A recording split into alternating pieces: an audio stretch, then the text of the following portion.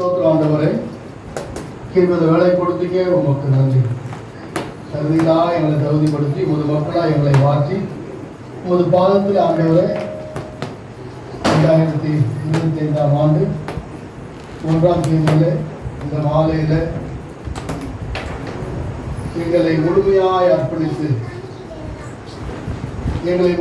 அர்ப்பணித்து இந்த உடன்படிக்கை ஆராதனையில் எங்களை பங்கெடுக்கும்படியாய் செய்ததற்காய் உமது பாதங்களுக்கு கொடான கோடி ஸ்தோத்திரம் ஸ்தோத்திரம் ஸ்தோத்திரம் ஸ்தோத்திரம் ஸ்தோத்திரப்பா.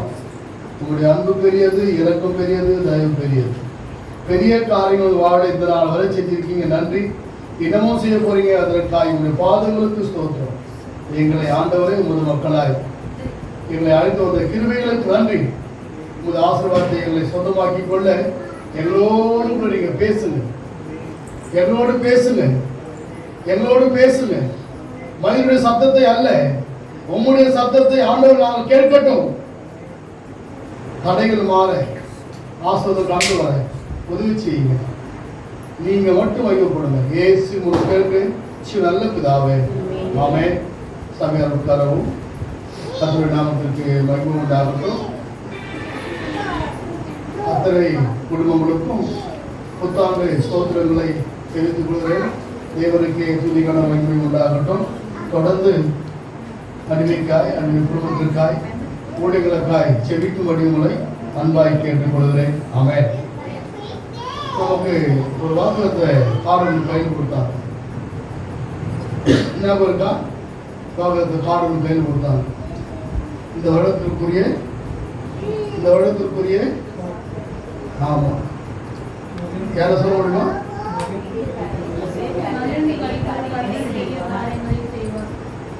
சொல்லுங்க. மகிழ்ந்து களிக்கூறு கர்த்தர் பெரிய காரியங்களை செய்வார். யோவேல் 2:21. கர்த்தர் பெரிய காரியங்களை செய்ய வேண்டும் என்று சொன்னால்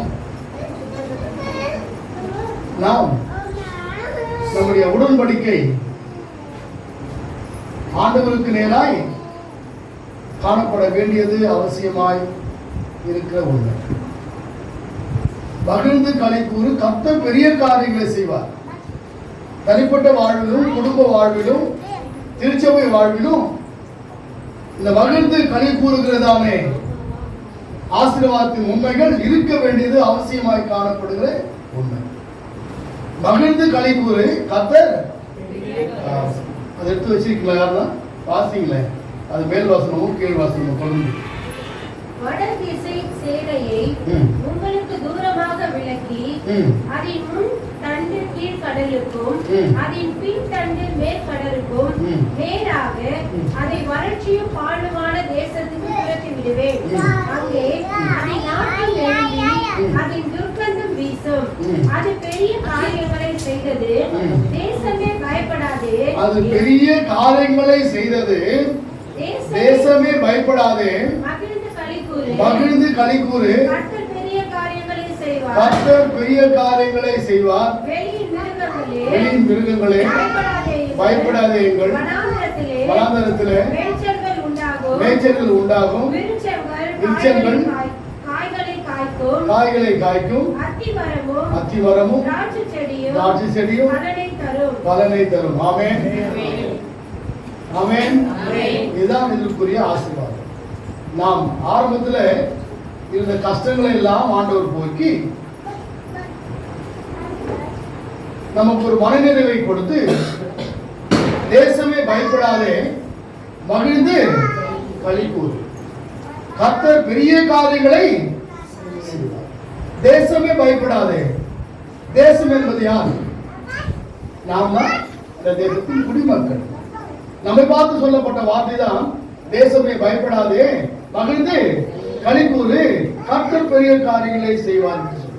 கர்த்தர் பெரிய காரியங்கள் வாழ்வுடன் செய்ய வேண்டும் என்று சொன்னால் கடைபிடிக்க வேண்டிய உண்மைகள். ஆரம்பத்தில் நமக்கும் கடவுளுக்கும் உறவு எப்படி ஏற்படுகிறது என்று சொன்னால், ஞானஸ்தானத்தின் வாயிலாய் ஆண்டவருக்கும் நமக்கும் உறவு ஏற்படுகிறது. உடன்படிக்கையின் உறவு, உடன்படிக்கையின் உறவு. நான் இனி உமது பிள்ளையாய் வாழ்வேன், உமது பிள்ளையாய் வாழ்வேன் என்ற உடன்படிக்கையின் உறவு ஞானஸ்தானத்தில் வெளிப்படுகிற ஒரு உண்மை. இந்த ஞானஸ்தானத்தின் அடிப்படை நோக்கங்கள் என்ன என்று சொன்னால்,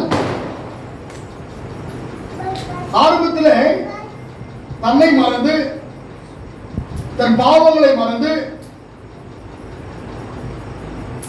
இயேசு ஆண்டவர் நமக்கு கற்றுக் கொடுத்த உண்மைகளை சொந்தமாக்கிக் கொண்டு அவருடைய பிள்ளைகளாய் வாழ்வதற்கான அடையாளத்தின் உண்மைதான் ஞானஸ்தானம்.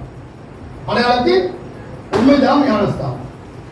இந்த ஞானஸ்தானத்தின் வாயிலாய் நமக்கும் ஆண்டவருக்கும் ஒரு பெரும் நெருக்கம் உருவாகும். ஏன ஆண்டவர் மரித்தார், மறுபடியும் உயிர்த்தெழுந்தார். இந்த வழியை ஞானஸ்தானத்தின் வாயிலாய் தேவன் நமக்கு ஏற்படுத்தி கொடுத்திருக்கிறார். எப்படி? பாவத்திற்கு செத்து நீதிக்கு உயிர்த்தெழுந்தது. பாவத்திற்கு சேர்த்து இந்த உலகத்தில் ஆண்டுடைய பிள்ளையாய் அவருடைய மகளாய் வாழ்வதற்கென்று கொடுக்கப்பட்ட ஆசீர்வாதத்தின் வழி தான் ஞானஸ்தானம். இந்த ஞானஸ்தானத்தின் மூலியமாய் தேவனுக்கும் நமக்கும் ஏற்படுகிறதான உடன்படிக்கையின் உறவு. நாம் என்ன பண்றோம்? வாக்குறுதி கொடுக்கிறோம். என்ன வாக்குறுதி? நான் இனி பழைய காரியங்களை மறுபடியும் என் வாழ்வில் கொண்டு வர மாட்டேன். நான் எப்படியாய் மாறுவேன்? ஆண்டவருடைய பிள்ளையாய் மாறுவேன். என்னுடைய நடை, உடை, பாவனை அத்தனை ஆண்டவருக்கு பிரியமாய் காணப்படும்படியாய் நான் நடப்பேன். ஒழுங்கா ஆலயத்திற்கு வருவேன், இயேசுசாமி பிள்ளையாய் வாழுவேன் அப்படின்னு சொன்ன உடனே நம்முடைய நெத்தியிலே சிலுவை அடையாளத்தை வரைந்து சபையோடு கூட இணைக்கப்படுகிற ஒரு உண்மை. நாம் எங்கோ இருந்தோம், சபைக்குள் வந்து சபையோடு கூட நாம் இணைகிற ஒரு உண்மை. எதன் மூலமாய்? ஞானஸ்தானம் என்ற உடன்படிக்கையின் மூலமாய், உறவின் மூலமாய், நாம் கொடுக்கிற வாக்குறுதியின் மூலமாய், அதற்கு ஞானஸ்தானம் கொடுத்து நம்மை அவருடைய பிள்ளையாய், ஆண்டவரின் பிள்ளையாய் அங்கீகரித்துக் கொள்வதற்கான உண்மை. அதற்கு பிறகு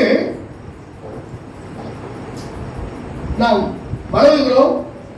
வளர்ந்து வந்த பிறகு திடப்படுத்தல், திடப்படுத்தின் வாயிலாய் ஆண்டவரோடு கூட இன்னும் அதிகமாய் ஒருவை வலுப்படுத்துகிறோம். எப்படி என்று சொன்னால், அவருடைய சரீரத்தையும் அவர் ரத்தத்தையும் நாம் பெற்றுக்கொண்டு சுகமாய் வாழ்வதற்காக வேண்டி வேதம் அழகாய், தெளிவாய், திட்டமாய் சொல்லப்பட்டிருக்கு. இந்த ராமாயணத்தில் கலந்து கொள்வதற்கு முன் தன்னை ஆயத்தப்படுத்த வேண்டும் என்று சொல்லி, ஆயத்தப்படுத்துவது மாத்திரமல்ல, தன்னை பரிசுத்தமாக்கிக் கொள்ளப்பட வேண்டும் என்று சொல்லப்பட்டிருக்கிறது. பரிசுத்தமாக்கிக் கொள்வது மாத்திரமல்ல, அதை அவருடைய சரீரத்தை ரத்தத்தையும் சொந்தமாக்கிக் கொள்கிற நான் அவருடைய பிள்ளையாய் மாற வேண்டும் என்று வேதம் வலியுறுத்தி சொல்லப்படுகிற உண்மை. அப்படி ராபோகத்தில் கலந்து கொள்ளும் பொழுது ஆண்டவர் நமக்கு என்ன ஆசீர்வாதம் தராரா? என்ன ஆசீர்வாதம் தராரா? மரிக்காமல் உயிரோடு இருக்கின்ற ஆசீர்வாதத்தை தராரா? முழுமையாய் அவரை சொந்தமாக்கிக் கொள்ளும் பொழுது, அவருடைய பந்தியில கலந்து கொள்ளும் பொழுது சொல்லப்படுகிறதான அடிப்படை உண்மையின் உறுதிமொழி. உறுதிமொழி ஆரம்பத்துல சின்ன வயசுல ஞானஸ்தானம் கொடுத்திருக்கலாம். பெற்றோரிடத்துல அவங்க என்ன பண்ணிருப்பாங்க? உறுதிமொழி கேட்டு வாங்கியிருக்கலாம். அல்லது பெரியவள் ஆன பிறகும் முழுக்க ஞானஸ்தானத்தின் மூலியமாய் அவளை ஞானஸ்தானம் கொடுத்து அவளை உறுதிமொழி கேட்டு அவர்களுக்கு ஞானஸ்நானம் கொடுத்திருக்கலாம். ஆனா அடுத்த ஒரு கடத்திற்குள் வரும் பொழுது திடப்படுத்தல், நான் இப்போ ஆண்டவருக்குரியவன். அவன் நான் இனி அவளுடைய ரத்தத்தையும் அவளுடைய சரீரத்தையும் சொந்தமாக்கி கொள்ள நான் அதற்கு ஆயத்தம். ஆனப்படையாலே நான் என்ன பண்றேன்? உறுதிமொழி எடுத்துக்கொள்றேன். ஆறுமையோட பெற்றோர் எடுத்த உறுதிமொழி அல்ல, இப்பொழுது நானே உறுதிமொழி எடுத்துக்கொள்கிறேன். என் தேவனுக்கு உள்ள உறுதிமொழி. அவர் சரீரத்தையும் ரத்தத்தையும் பெற்றுக் கொள்கிறான். இந்த உலகத்துல அவருடைய மகனாய் வாழுவேன் என்று நம்மை அர்ப்பணித்து அந்த சரீரத்தையும் ரத்தத்தையும் சொந்தமாக்கி கொண்டு இந்த உலகத்திற்கு வருகிறோம். அடுத்த ஒரு உடன்படிக்கையினுடைய உண்மை, ஞானஸ்தானத்தின் வாயிலாய் உடன்படிக்கை அறிக்கை எடுக்கிறோம். திடப்படத்தின் வாயிலாய் ஒரு உண்மை அறிக்கை எடுக்கிறோம். அதற்கு அடுத்த பிறகு எல்லாம் வந்த பிறகு திருமணம் என்ற நிகழ்வில் வந்தவுடனே அதுல உடன்படிக்கை. திருமணத்தில் கணவனும் மனைவியுமா இணைந்து செய்கிற உடன்படிக்கை. ஆரம்பத்தில் பெற்றோர் சொல்லுவாங்க, ஞான பெற்றோரோடு வாங்க அப்படிலாம் கூடுவாங்க. யார் வாங்க? ஞான பெற்றோடு வாங்க, இரு குடும்பத்தின் உறவுகளோடு வாங்க. ஞானஸ்தானம் கொடுக்கும் பொழுது வந்தவுடன் அவர்கள் எல்லாரையும் வைத்து அவர்களுக்கு முன்பாக கேட்கப்படுகிற கேள்விகள், பிள்ளையை ராமோஜனம் எடுக்கும் வரை பிள்ளைகளை நீங்கள் கடவுளுக்கு முன்பாய் வழிநடத்துகிறீர்களா? மறுமொழியாய் சொல்லப்பட வேண்டியது, கர்த்தருடைய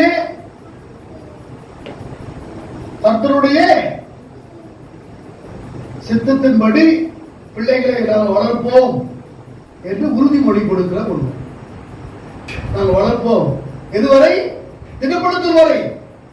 அதற்கு பிறகு யார் நேர கேள்வியே, ஆமா நாம் என்ன பண்றோம்? அதுக்கு உறுதிமொழியாய் சொல்லப்படுகிற உண்மைகள். நான் நீ உலகத்தோடு வாழாதபடி, ஒத்தரிடம் தெரியாதபடி ஆண்டவருக்காய் வாழுவேன். வாலிப பிராயத்தில் ஒரு சிறுஸ்தைகளை நிலை, வாலிபம் மாயை, இந்த மாயாவ காரியங்கள் எல்லாம் வெறுத்து யாரோடு வாழுவேன்? ஆண்டவரோடு வாழுவேன் என்று கொடுக்கிற உறுதிமொழி. மூன்றாவதாய் கணவனும் மனைவியுமா இணைந்து கொடுக்கிற உறுதிமொழி. கணவனும் மனைவியுமாய் இணைந்து கொடுக்கிற உறுதிமொழி. என்ன உறுதிமொழி? நாங்கள் இருவரும் ஆண்டவரை தெரிந்து கொண்டிருக்கிறோம். இன்பத்திலும் துன்பத்திலும் வாழ்விலும் தாழ்விலும் இந்த உலகத்தின் வாழும் இறுதி வரை உங்களுடைய கட்டளைகளை கை கொண்டு உங்களுக்கு பிரியமாய் வாழ்ந்து இந்த உலகத்தில் உங்களுக்கு நாங்கள் சாட்சிகளாக இருப்போம் என்று நான் வாக்குறுதி கொடுக்கிறோம். இந்த வாக்குறுதிக்கு பிறகு நம்ம என்ன பண்றாங்க? வாக்குறுதியை கடவுள் கேட்டா நாமும் கேட்டோம். இனி இவர்களை பேசக்கூடாது, யாரும் பிரிக்க கூடாது. இவர்கள் யாரு? கடவுளுடைய பிள்ளைகள் ஆகிவிட்டாங்க. ஆகையால இவர்களை நாம் என்ன செய்யக்கூடாது? எந்த வகையிலும் பிரிக்க கூடாது. யாருக்கு கொடுக்கப்பட்ட உறுதிமொழி? ஆண்டவரிடத்துல நாம் கொடுக்கிறோம். ஆண்டவர் நமக்கு கொடுக்கிறதான உடன்படிக்கை, இதனுடைய அடையாளங்கள் இவைகள் எல்லாம். இந்த உடன்படிக்கை என்பது கடவுளுக்கும் மனிதனுக்கு ஏற்படுகிற உடன்படிக்கை. கடவுளுக்கும் மனிதனுக்கு ஏற்படுகிற உடன்படிக்கை, மனிதனுக்கும் கடவுளுக்கு ஏற்படுகிற உடன்படிக்கை. இல்ல இரண்டு வகை. மோசே, ஆபிரகாம், ஈசாக்கு, யாக்கோபு அவர்களெல்லாம் பார்க்கும் பொழுது அவர்களுக்கு தேவன் கொடுத்த உடன்படிக்கையின் உண்மை, அந்த உண்மைகள் எல்லாம் அவர்கள் கடைபிடித்தபடினாலே ஆண்டவரின் பிள்ளைகளாய் வாழ்ந்தார்கள் என்று சொல்லி பார்க்கிறோம். அதுதான் இன்றைக்கு வாசித்த பகுதியில் கூட ரொம்ப ரொம்ப அழகா தெளிவா திட்டமாய் சொல்லப்பட்ட வாசிக்கலாமே 9ஆம் வசனத்தை. நீங்களோ உங்களை அந்தகாரத்தில் நின்று, நல்லா கவனிக்கணும், நீங்களோ உங்கள் அந்தகாரத்தில் நின்று நம்முடைய ஆச்சரியமான ஒளியினிடத்திற்கு, நல்லா கவனிக்கணும், ஆச்சரியமான ஒரு இடத்திற்கு வரவழைத்தவருடைய புண்ணியங்களை அறிவிக்கும்படிக்கு தெரிந்து கொள்ளப்பட்ட சந்ததி. ஆமென், ஆமென். ஞானஸ்தானத்தின் வாயிலாய், திடப்படத்தின் வாயிலாய், திருமணத்தின் வாயிலாய் நாம் தெரிந்து கொள்ளப்பட்ட சந்ததி என்பதை மறந்து போக கூடாது. வாசிக்கலாம். ராஜரீகமான ஆசாரிய கூட்டமாயும் பரிசுத்த ஜாதியாயும் அவருக்கு சொந்தமான ஜனமாயும் இருக்கிறீர்கள். ரொம்ப அழகாய் சொல்லப்பட்டது. ஏதோ இதை வாசித்தோம், கடந்து போயிடுறோம். ஆனா இதுல உள்ள உண்மைகள் என்ன என்பதை நாம் என்ன பண்றதில்லை, யோசிக்கிறது இல்லை. அதை படிச்சுட்டு ஜெபம் பண்ணிட்டு போயிடுவோம். ஆனா இதனுடைய அடிப்படை உண்மை என்ன? நீங்க அழகாய் தெளிவாய் திட்டமாய் சொல்லப்பட்ட உண்மை. ஆச்சரியமான ஒரு இடத்திற்கு நாம் வரவழைத்து இருக்கிறோம். அவருடைய புண்ணியங்களை அறிவிக்க வரவழைத்து இருக்கிறோம். அவருக்கு சொந்த ஜனமாய் நாம் அழைக்கப்பட்டிருக்கிறோம். உடன்படிக்கையின் வாயிலாய். அதுக்கு அடுத்தபடி வாசிக்கலாம். முன்னே நீங்கள் தேவனுடைய ஜனமாய் இருக்கவில்லை. ஞானஸ்தானத்திற்கு முன் தேவனுடைய ஜனமாய் இருக்கவில்லை. இப்பொழுது அவருடைய ஜனங்களாய் இருக்கிறீர்கள். எப்பொழுது ஞானஸ்தானம் எடுத்துட்டீங்க, திருப்படத்தில் எடுத்துட்டீங்க, திருமணம் என்ற சாக்கிரமத்திலும் கூட இணைத்து தேவனுடைய ஆசீர்வாதத்தை சொந்தமாக்கி கொண்டீங்க. நீங்களும் வாக்கு கொடுத்தீங்க. அதற்கு வாக்குறுதியாய் அவரும் உங்களை ஆசீர்வதித்திருக்கிறார், நம்மை ஆசீர்வதித்திருக்கிறார். வாசிங்கயா. முன்னே நீங்கள் இரக்கம் பெறாதவர்களாய் இருந்தீர்கள், இப்பொழுதோ இரக்கம் பெற்றவர்களாய் இருக்கிறீர்கள். இல்லம்மா, என்னது? முன்னே நீங்கள் இரக்கம் பெறவில்லை, இப்ப இரக்கம் பெற்றிருக்கீங்க. ஏன்னா நாம் செய்த தவறுகள் எல்லாம் ஆண்டவர் நாம் அவரிடத்துல மன்றாடும் பொழுது, ஜெபிக்கும் பொழுது உங்களுடைய பாவங்களை அவர் மன்னித்து மறுபடியும் மகனாக ஏற்றுக்கொள்ளுதார். அப்படி ஏற்றுக்கொள்ளன்னு சொன்னா நாம் இன்னைக்கு யாருமே உலகத்துல இல்லை. தன் பாவங்களுக்காக நியாயம் தீர்க்கப்பட்டு இருக்கும் என்று சொன்னால், நாம் செய்த குற்றங்களுக்கு நியாயம் தீர்க்கப்பட்டு இருக்கும் என்று சொன்னால், ஆண்டவரிடத்தில் சொல்லப்பட்டதான உறுதிமொழிக்கு மாறாய் செயல்பட்ட காரியங்கள் எல்லாம் நினைத்து பார்த்திருப்பார் என்று சொன்னால் நாம் இன்றைக்கு உலகத்தில் இல்லை. ஆனால் தேவன் உண்மையும் என்னையும் நாம் செய்கிற பாவங்களை, அக்கிரமங்களை, தேவனுடைய கட்டளைகளை மீறுகிற காரியங்களை எல்லாம் மன்னித்து மன்னித்து மன்னித்து மன்னித்து என் மகன் என் மகள் கனி கொடுப்பார். என்ன ஒரு வருஷம் இருக்கட்டும், என்ன ஒரு வருஷம் இருக்கட்டும், என்ன ஒரு வருஷம் இருக்கட்டும், சுத்தி கலப்பு வச்சு தண்ணியை ஊற்றி என்ன பண்ணுறாரு, என்ன பண்ணுவேன் இருப்பு போட்டுக்கிறாரு. பிதாவிடத்துல பருத்தி பேசுறார். என்னன்னு சொல்லி, என் மகனுக்காக நான் சித்தப்பட்ட ரத்தம் இது, என் மகனுக்காக சித்தப்பட்ட ரத்தம் இது. ஆகையால் அவர் என்ன பண்ணுங்க, மன்னிங்க, என் மகளை மன்னிங்க. உனக்கா எனக்கா தேவனத்துல தேவன் பருத்தி பேசிக் கொண்டிருக்கிறாரா. அதான் ரொம்ப அழகா சொல்லப்படுகிறது. நீங்கள் இரக்கம் பெறாதவர்களாய் இருந்தீர்கள், இப்பொழுதோ இரக்கம் பெற்றவர்களாய் இருக்கிறீர்கள். ஆமென், ஆமென், ஆமென். அடுத்து வாசிக்கலாம். பிரியமானவர்களே, அந்நியர்களும் பரதேசிகளுமாய் இருக்கிற நீங்கள் ஆத்துமாவுக்கு விரோதமாய் போர் செய்கிற மாம்ச இச்சைகளை விட்டு விலகி, புறஜாதிகள் உங்களை அக்கிரமக்காரர் என்று விரோதமாய் பேசும் விஷயத்தில் அவர்கள் உங்கள் அக்கிரியங்களை கண்டு அவர்கள் உங்கள் நற்கிரியைகளை கண்டு அவற்றின் நிமித்தம் சந்திப்பின் நாளிலே தேவனை மகிமைப்படுத்தும்படி நீங்கள் அவர்களுக்குள்ளே நல்நடக்கை உடையவர்களாய் நடந்து கொள்ளுங்கள் என்று உங்களுக்கு புத்தி சொல்லுகிறேன். உடன்படிக்கை என்பது ஏதோ சாதாரணமான விஷயம் அல்ல.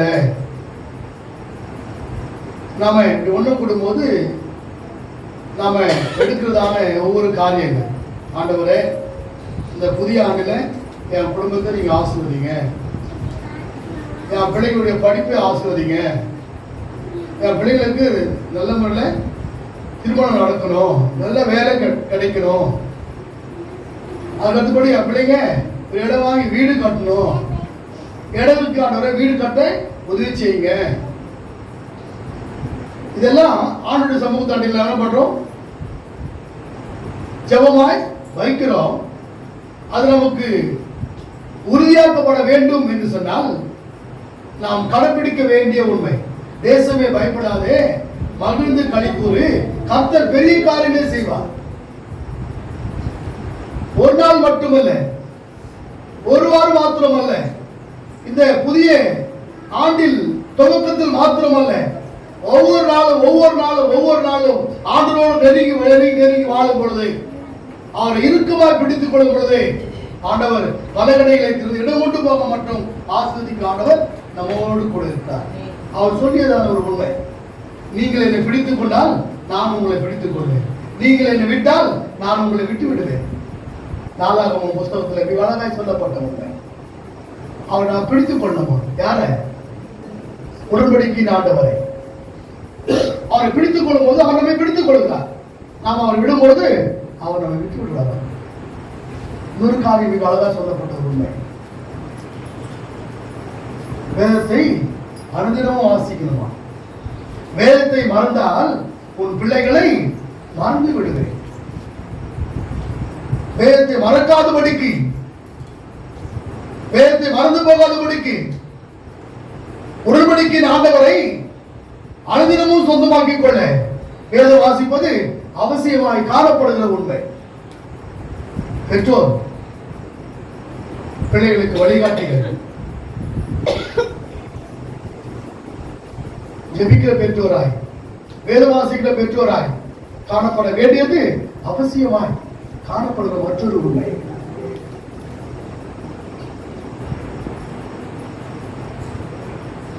ஆண்டவர் நம்மை மன்னிக்கிறார், மறக்கிறார், மறுபடியும் அவருடைய பிள்ளைகளாய் நம்மை அங்கீகரித்துக் கொள்கிறார். அதற்காக வேண்டி நாம் தொடர்ந்து பாவங்களை செய்யாதபடி, ஆண்டவரோடு நெருங்கி வாழக்கூடாதபடி, நம்மிடத்தில் இருக்கிற தடைகள் மாற வேண்டும் என்று சொன்னால் அனுதினமும் வேதவாசிகளாய் மாறணும், அனுதினம் ஜெபிக்கிறவர்களாய் மாறணும்.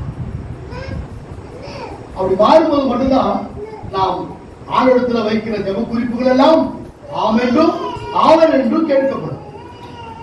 அது மாத்திரமல்ல, அடுத்த ஒரு நிகழ்வை ஆண்டவருடைய பாதத்தில் வைப்போம். ஆண்டவரை, பழைய வருடத்தில் எத்தனையோ வாரங்கள் கோயிலுக்கு வரல, ஆண்டவரை தயவாக என்னை மன்னிச்சுங்க. இந்த புதிய ஆண்டுல கரெக்டா எல்லா வாரமும் நான் கோயிலுக்கு வந்துடுறேன் ஆண்டவரை. என்னது? எல்லா வாரமும் கோயிலுக்கு வந்துடுறேன் ஆண்டவரை. என்ன என்ன பண்ணுங்க, என்னை மகளை அங்கீகரிச்சு கொள்ளுங்க அப்படின்னு நம்ம என்ன பண்றோம்? ஆண்டவரத்துல வாக்குறுதி கொடுக்கிறோம். இந்த வாக்குறுதி எப்படியா மாறணும்? உடன்படிக்கையாய் மாற வேண்டும் என்று சொன்னால் நாம் அனுதினமும் ஆண்டவரை தேடுகிற பிள்ளைகளாய் காணப்பட வேண்டும். அனுதினமும் தேவனை தேடணும். ஏதோ கஷ்டம் வரும்போது, சந்தோஷம் வரும்போது, பணம் தேவை என்னும் போது ஆண்டவரை தேடுவது அல்ல. எப்பொழுதும் வேதத்தில் மிக அழகாக தெளிவாக திட்டமாய் சொல்லப்பட்ட காரியம், துன்மார்க்குடைய ஆலோசனை நடவாமலும், பாவிகள் வழியில் நில்லாமலும், பரியாசக்காரர் உட்கார்ந்தத்தில் உட்காராமலும், இந்த மூணு சொல்லிட்டு பிறகுதான் சொன்னாரு, கர்த்தருடைய வேதத்தில் இரவும் பகலும் தியானமாக இருக்கிற மனுஷன் பாக்கியம். இந்த மூணையும் கடைபிடிச்சிட்டு மேலகத்தை கடைபிடிச்சா ஆசீர்வாதத்தை பார்க்க முடியாது. துன்மார்க்குடைய ஆலோசனை, பாவிகள் வழி நமக்கு வேண்டாம் என்று கற்றுக் கொடுத்திருக்கிற ஆண்டவர். அப்போ இந்த உடன்படிக்கை ஆண்டவரை சொந்தமாக்கிக் கொள்ளப்பட வேண்டும் என்று சொன்னால் அனுதினமும் வேத வாசிக்கிறவனாய் காணப்படும். நாம் எடுக்கிறது இந்த உறுதி மொழி கடைசி வரை அதை நாம் கடைபிடிக்கும் பொழுது அதற்குரிய ஆசீர்வாதத்தை நாம் தனிப்பட்ட வாழ்விலும் குடும்ப வாழ்விலும் திருச்சபை வாழ்விலும் பார்க்க முடியும். நாம் இப்படி ஆலயமாக எதிர்பார்த்தோமா? இல்லை, நிறைய நாள் பூசை பண்ண அவ்வளவு உட்கார்றதுக்கு அப்படிதான் யோசித்தோம் இல்ல. ஆனால் தேவனுடைய சித்தமும் திட்டமும் நாம் ஜெபிக்க ஜெபிக்க ஜெபிக்க ஜெபிக்க நிறைவேறிட உண்மைகள். ஆமென் ஆமென். 2 பேர் உட்கார்ந்தா கூட அதுக்காக நாம் ஜெபிச்சிருக்கோம். 4 பேர் உட்கார்ந்தா ஜெபிச்சிருக்கீங்க. 7 பேர் உட்கார்ந்தா எல்லாரும் ஜெபம் பண்ணிருக்கீங்க. அது கூட இன்னமும் ஜெபம் பண்ணிருக்கீங்க. என்னது, நமக்கென்று ஒரு இடத்தை வாங்கப்பட வேண்டும் என்று சொல்லி அதையும் தேவன் செய்வார். ஆமென் ஆமென். உடன்படிக்கை ஆண்டவர் நம்மோடு கூட இருக்கிறார். நாம் கேட்கும் காரியங்களுக்கு பதில் கொடுக்க ஆண்டவர் நம்மோடு கூட இருக்கிறார். ஆகையால ஒரு நாள் 2 நாள், ஒரு வாரம், ஒரு மாசம் அல்ல, ஒவ்வொரு நாளும் ஆண்டோடு நெருங்கி வாழும் பொழுது அவர் நம்மையும் குடும்பங்களையும் நாம் கேட்க அத்தனை காரியங்களையும் ஆண்டவர் மாற்றி கொடுக்க ஆசீர்வாதமாய் நமக்கு கொடுக்க காத்திருக்கிறார். ஆண்டவர் உண்மை உள்ளவர். நாமும் கூட அவரோடு கூட நெருங்கி வாழ, உண்மையாய் வாழ, அவரை இருக்க பிடித்துக் கொள்ள நம்மை ஆயத்தப்படுத்திக் கொள்ளும் பொழுது உண்மையான ஆசீர்வாதத்தை சொந்தமாக்கிக் கொள்ள முடியும். இல்லை என்று சொன்னால் சொந்தமாக்கிக் கொள்ள முடியாது. இந்த உடன்படிக்கை நாளில வந்திருக்கிறதான நம்மோடு கூட ஆண்டவர் பேசுகிற காரியம், என் மகனே என் மகளே, நீ ஒன்றுக்கும் கவலைப்பட வேண்டாம், எல்லாவற்றையும் குறித்து ஸ்தோத்திரத்தோட ஜெபத்தினால் வேண்டினால் தேவனுக்கு தெரியப்படுத்துங்கள். அப்பொழுது இவைகள் எல்லாம் உங்களுக்கு கூட கொடுக்கப்படும். அவன் கூட கொடுக்க சித்தம் கொண்டு ஆண்டவர் நம்மோடு இருக்கிறார். உடன்படிக்கை ஆண்டவர் நம்மோடு இருக்கிறார். நாம் ஜெபிப்போம். எடுத்த உறுதிமொழிகள் எல்லாம் ஆண்டவர் நிறைவேற்ற நம்மோடு கூட இருக்கிறார். அவர் நேற்றும் இன்றும் என்றும் ஆனவர். சொந்தமாக்கிக் கொள்வோம். அவருடைய பிள்ளையாய் வாழ்வோம். அவர் நம்முடைய குடும்பங்களையும் கொடாய் ஆசீர்வதிப்பாராக. ஆமென்.